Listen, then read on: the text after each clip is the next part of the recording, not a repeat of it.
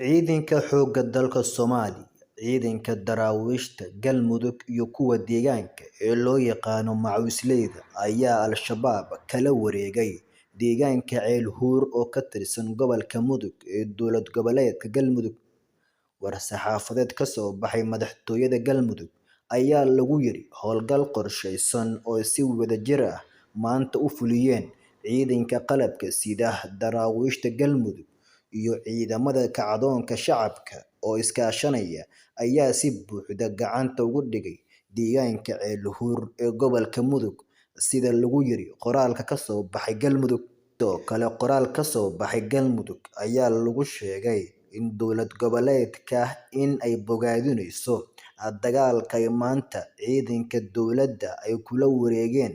deegaanka Ceel Huur oo ka tirsan gobolka Mudug ee dowlad goboleedka Galmudug.